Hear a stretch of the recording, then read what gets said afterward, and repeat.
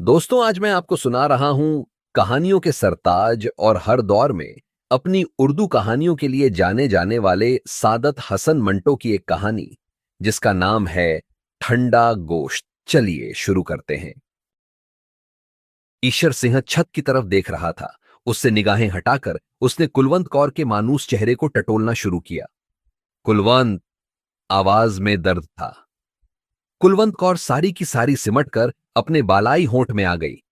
हां जानी, कहकर वो उसको दांतों से काटने लगी। ईशर सिंह ने पगधी उतार दी।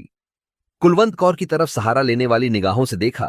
उसके गोश्त भरे कूल्हे पर जोर से धप्पा मारा और सर को झटका देकर अपने आप से कहा, ये कुद्दी का दिमाग ही खराब है। झटका देने से उसके केस खुल गए। कुलवंत कौर उंगलियों से उनमें कंघी करने लगी। ऐसा करते हुए उसने बड़े प्यार से पूछा, ईशर सैया, कहां रहे तुम इतने दिन? बुरे की मां के घर। ईशर सिंह ने कुलवंत कौर को घूर के देखा और दफातन दोनों हाथों से उसके उभरे हुए सीने को मसलने लगा। कसम वाहगुरु की बद्दी जानदार औरत है। कुलवंत कौर ने एक अदा के साथ ईशर सिंह के हाथ एक तरफ झटक दिए और पूछा, तुम्हें मेरी कसम बताओ, कहां रहे? शहर गए थे। ईशर सिंह ने एक ही लपेट में अपने बालों का जुद्दा बनाते हुए जवाब दिया। नहीं। कुलवंत कौर चिद्दा गई। नहीं, तुम जरूर शहर गए थे और तुमने बहुत सा रुपया लूटा है जो मुझसे छुपा रहे हो। वो अपने बाप का तुखाम ना हो जो तुमसे झूठ बोले। कुलवंत कौर थोड़ी देर के लिए खामोश हो गई, लेकिन फौरन ही भद्दिक उठी। लेकिन मेरी समझ में नहीं आता, उस रात तुम्हें क्या हुआ? अच्छे भले मेरे साथ लेटे थे। मुझे तुमने वो तमाम गहने पहना रखे थे जो तुम शहर से लूट कर लाए थे। मेरी भपियां ले रहे थे, पर जाने एकदम तुम्हें क्या हुआ, उठे और कब्दे पहनकर बाहर निकल गए। ईशर सिंह का रंग जर्द हो गया। कुलवंत कौर ने यह तब्दीली देखते ही कहा, देखा कैसे रंग नीला पड़ गया। ईशर सैया, कसम वाहगुरु की, जरूर कुछ दाल में काला है। तेरी जान की कसम कुछ भी नहीं। ईशर सिंह की आवाज बेजान थी। कुलवंत कौर का शुभा और ज्यादा मजबूत हो गया। बालाई होंठ भींचकर उसने एक एक लफ्ज पर जोर देते हुए कहा, ईशर सैया, क्या बात है? तुम वो नहीं हो जो आज से 8 रोज पहले थे? ईशर सिंह एकदम उठ बैठा जैसे किसी ने उस पर हमला किया था। कुलवंत कौर को अपने तनोमंद बाजुओं में समेटकर उसने पूरी कव्वत के साथ उसे भंभौधना शुरू कर दिया। जानी, मैं वही हूं, घट घट पाजफियां, तेरी निकले हड्डां दी गर्मी। कुलवंत कौर ने मुजाहमत न की, लेकिन वो शिकायत करती रही। तुम्हें उस रात हो क्या गया था? बुरे की मां का वो हो गया था। बताओगे नहीं? कोई बात हो तो बताऊं। मुझे अपने हाथों से जलाओ अगर झूठ बोलो। ईशर सिंह ने अपने बाजू उसकी गर्दन में डाल दिए और होंठ उसके होंठों में गाड़ डांट दिए। मूंछों के बाल कुलवंत कौर के नथनों में घुसे तो उसे छींक आ गई। दोनों हंसने लगे। ईशर सिंह ने अपनी सदरी उतार दी और कुलवंत कौर को शहवत भरी नजरों से देखकर कहा, आ जाओ, एक बाजी ताश की हो जाए। कुलवंत कौर के बालाई होंठ पर पसीने की नन्ही नन्ही बूंदें फूट आईं। एक अदा के साथ उसने अपनी आंखों की पुतलियां घुमाई और कहा, चल दफान हो। ईशर सिंह ने उसके भरे हुए कूल्हे पर जोर से चुटकी भरी। कुलवंत कौर तड़पकर एक तरफ हट गई। ना कर ईशर सैया, मेरे दर्द होता है। ईशर सिंह ने आगे बढ़कर कुलवंत कौर का बालाई होंठ अपने दांतों तले दबा लिया और किचकिचाने लगा। कुलवंत कौर बिल्कुल पिघल गई। ईशर सिंह ने अपना कुर्ता उतार के फेंक दिया और कहा, लो, फिर हो जाए त्रुपचाल। कुलवंत कौर का बालाई होंठ कप कपाने लगा। ईशर सिंह ने दोनों हाथों से कुलवंत कौर की कमीज का घेरा पकड़ा और जिस तरह बकरे की खाल उतारते हैं, इसी तरह उसको उतार कर एक तरफ रख दिया। फिर उसने घूर के उसके नंगे बदन को देखा और जोर से उसके बाजू पर चुटकी भरते हुए कहा, कुलवंत, कसम वाह गुरु की, बड्डी करारी औरत है तू। कुलवंत कौर अपने बाजू पर उभरते हुए लाल धब्बे को देखने लगी। बद्दा जालिम है तू, ईशर सैया। ईशर सिंह अपनी घनी काली मूंछों में मुस्कुराया। होने दे आज जुल्म। और ये कहकर उसने मजीद जुल्म ढाने शुरू किए। कुलवंत कौर का बालाई होंठ दांतों तले किचकिचाया, कान की लवों को काटा, उभरे हुए सीने को भंभोद्दा, उभरे हुए कूल्हों पर आवाज पैदा करने वाले चांटे मारे, गालों के मुंह भर भर के बोसे लिए। चूस चूस कर उसका सारा सीना थूकों से लथेदा दिया। कुलवंत कौर तेज आंच पर चढ़ी हुई हांडी की तरह उबलने लगी, लेकिन ईशर सिंह उन तमाम हीलों के बावजूद खुद में हरारत पैदा न कर सका। जितने गुण और जितने दांव उसे याद थे, सबके सब उसने पिट जाने वाले पहलवान की तरह इस्तेमाल कर दिए, पर कोई कारगर ना हुआ। कुलवंत कौर ने, जिसके बदन के सारे तार तन कर खुद अब खुद बज रहे थे, गैर जरूरी छिद्दा छद्दात से तंग आकर कहा, ईशर सैया, काफी फेंट चुका है, अब पत्ता फेंक। ये सुनते ही ईशर सिंह के हाथ से जैसे ताश की सारी गड्डी नीचे फिसल गई। हाँफता हुआ वो कुलवंत कौर के पहलू में लेट गया और उसके माथे पर सर्द पसीने के लेप होने लगे। कुलवंत कौर ने उसे गरमाने की बहुत कोशिश की, मगर नाकाम रही। अब तक सब कुछ मुंह से कहे बगैर होता रहा था, लेकिन जब कुलवंत कौर के मुंतजिर बमल आजा को सख्त नाउम्मीदी हुई तो वो झल्ला कर पलंग से नीचे उतर गई।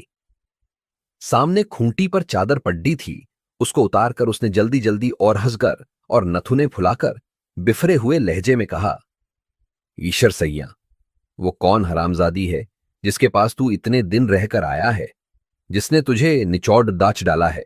ईशर सिंह पलंग पर लेटा हाँपता रहा और उसने कोई जवाब न दिया। कुलवंत कौर गुस्से से उबलने लगी। मैं पूछती हूं, कौन है चड्डू? कौन है वो उल्फती? कौन है वो चोर पत्ता? ईशर सिंह ने थके हुए लहजे में जवाब दिया, कोई भी नहीं कुलवंत, कोई भी नहीं। कुलवंत कौर ने अपने भरे हुए कूल्हों पर हाथ रखकर एक अज़्म के साथ कहा, ईशर सैया, मैं आज झूठ सच जान के रहूंगी। खा वहा गुरु जी की कसम, क्या उसकी तह में कोई औरत नहीं? ईशर सिंह ने कुछ कहना चाहा, मगर कुलवंत कौर ने उसकी इजाजत न दी। कसम खाने से पहले सोच ले कि मैं सरदार निहाल सिंह की बेटी हूं। टिक्का बोटी कर दूंगी अगर तूने झूठ बोला। ले अब खा वाह गुरु जी की कसम, क्या इसकी तह में कोई औरत नहीं? ईशर सिंह ने बद्दे दुख के साथ इस बात में सर हिलाया। कुलवंत कौर बिल्कुल दीवानी हो गई।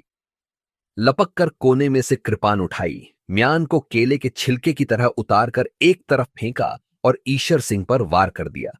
आन की आन में लहू के फव्वारे छूट पड़े।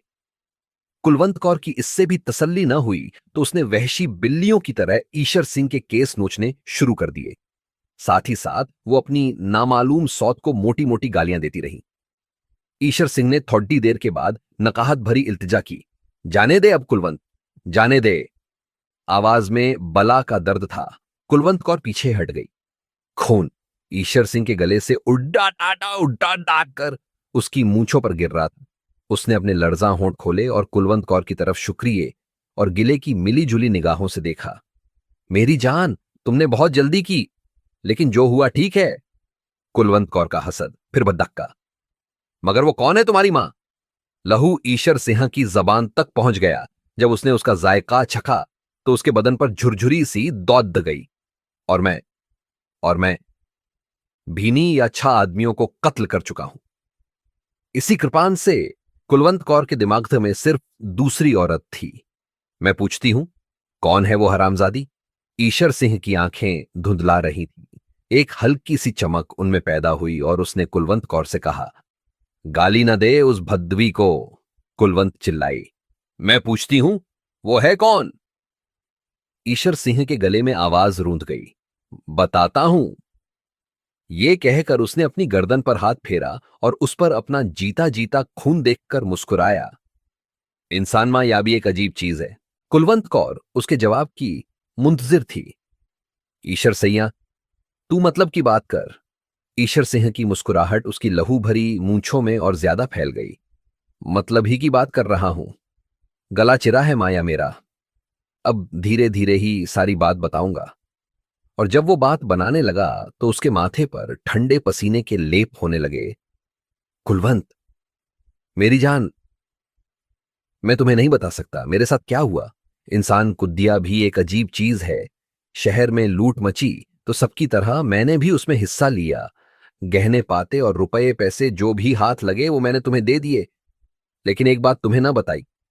ईशर सिंह ने घाव में दर्द महसूस किया और कराहने लगा। कुलवंत कौर ने उसकी तरफ तवज्जो न दी और बद्दी बेरहमी से पूछा, कौन सी बात? ईशर सिंह ने मूंछों पर जमते हुए लहू को फूंक के जरिए से उड़ाते हुए कहा, जिस मकान पर मैंने धावा बोला था उसमें सात आदमी थे। छह, मैंने कत्ल कर दिए इसी कृपान से जिससे तूने मुझे छोड़ उसे। सुन, एक लड़की थी बहुत सुंदर, उसको उठा मैं अपने साथ ले आया।